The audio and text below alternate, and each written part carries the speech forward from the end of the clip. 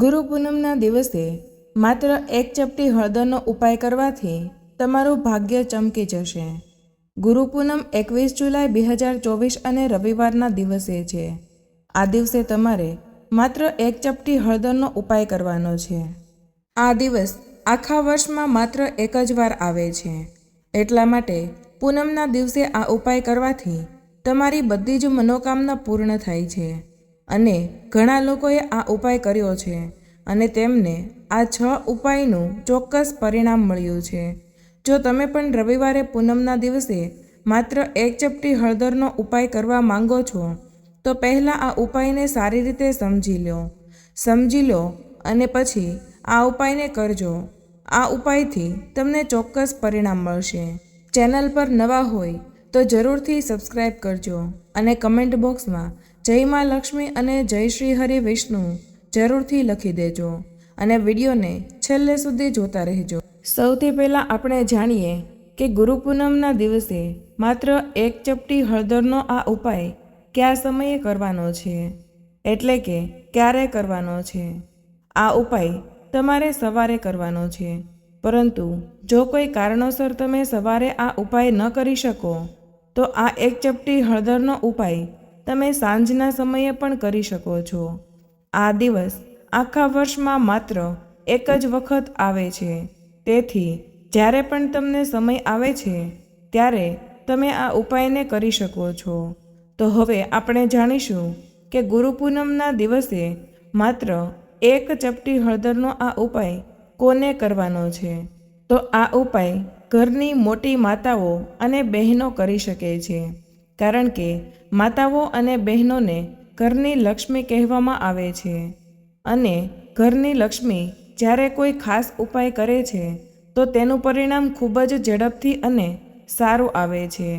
પરંતુ જો કોઈ પણ વ્યક્તિ ઘરની સુખ અને સમૃદ્ધિ માટે આ ઉપાય કરવા માંગે છે તો તે પણ માત્ર એક ચપટી હળદરનો ઉપાય કરી શકે છે.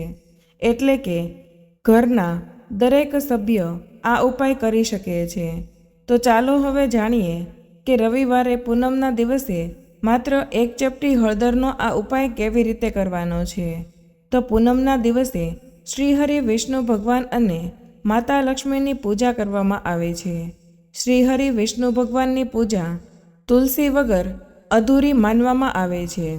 માતા તુલસી એ માતા લક્ષ્મીનું સ્વરૂપ છે. આ ઉપાય કરવા માટે હવે તમારે એક ચપટી હળદર લેવાની છે, જે ધન અને સમૃદ્ધિમાં વધારો કરે છે. હવે તમારે તુલસીના કુંડામાં આ હળદરને ધીમે ધીમે નાખવાની છે અને ઓમ નમો ભગવતે વાસુદેવાય નમઃ આ મંત્રનો જાપ કરવાનો છે. ઓછામાં ઓછો 11 વખત આ મંત્રનો જાપ કરવાનો છે. મંત્રનો જાપ કરતી વખતે તુલસીના કુંડામાં ધીમે ધીમે હળદર નાખવાની છે. જે પૂનમના દિવસે આ ઉપાય કરે છે એના જીવનમાં ક્યારેય ધન અને સમૃદ્ધિની કમી નથી આવતી. હળદરને ખૂબ જ શુભ અને પવિત્ર માનવામાં આવે છે. આપણે કોઈ પણ શુભ કાર્ય કરીએ તો તેમાં જરૂરથી હળદરની જરૂર પડે છે. પૂનમના દિવસે જો તમે તુલસીના કુંડામાં એક ચપટી હળદરનો ઉપાય કરશો તો શ્રી હરિ વિષ્ણુ ભગવાન અને માતા લક્ષ્મી પ્રસન્ન થાય છે.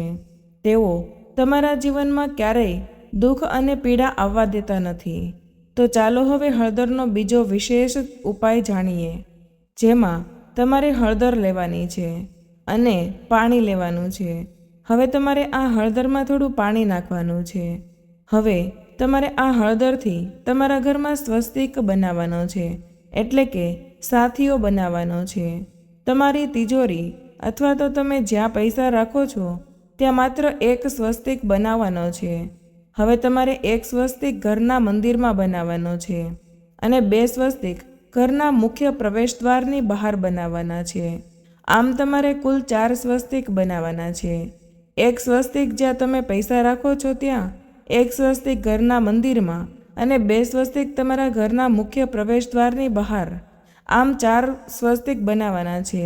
જો તમે પૂનમના દિવસે આ ઉપાય કરશો તો તમારા ઘરમાં ધન અને સમૃદ્ધિની પ્રાપ્તિ થશે. ઘરના મંદિરમાં સ્વસ્તિક બનાવવાથી ઘરમાં સકારાત્મક ઉર્જા વધે છે. જો તમે મુખ્ય દરવાજા પર હળદરનો સ્વસ્તિક કરો છો તો મા લક્ષ્મી તેને જોતાં જ પ્રસન્ન થઈ જાય છે અને હંમેશા ધનની દેવી માતા લક્ષ્મી તમારા ઘરમાં વાસ કરશે. તો ચાલો હવે તુલસીના પાનનો વિશેષ ઉપાય જાણીએ. તમારે રવિવારે પૂનમના દિવસે આ ઉપાય કરવાનો છે. શ્રીહરિ વિષ્ણુ ભગવાનને તુલસીના પાન સૌથી પ્રિય છે. શ્રીહરિ વિષ્ણુનો પ્રસાદ તુલસીના પાંદ વિના અધૂરો માનવામાં આવે છે. આ પાંદનો ઉપાય કરવા માટે તમારે તુલસીના પાંદ લેવાના છે. હવે પૂનમના દિવસે તુલસીના આ પાંદ તોડવા જોઈએ નહીં, તેથી આગળના દિવસે તોડીને રાખી દેવાના છે. હવે તમારે આ 5 તુલસીના પાંદ શ્રીહરિ વિષ્ણુ ભગવાનને અર્પણ કરવાના છે. તમારા ઘરના મંદિરમાં આ ઉપાયને કરી શકો છો. હવે તમારે શ્રીહરિ વિષ્ણુ ભગવાનની મૂર્તિ કે ફોટા સામે અથવા તો તમે ભગવાન શ્રી રામની સામે અથવા તો ભગવાન શ્રી કૃષ્ણની સામે અથવા તુલસીના છોડ સામે દેશી ઘીનો દીવો પ્રગટાવવાનો છે અને ઓમ નમો ભગવતે વાસુદેવાય નમઃ આ મંત્રનો 11 વાર જાપ કરવાનો છે અને પછી તમારી મનોકામના પૂર્ણ કરવા માટે ભગવાનને પ્રાર્થના કરવાની છે. આ ઉપાય કરવાથી તમારી બધી જ મનોકામના પૂર્ણ થાય છે.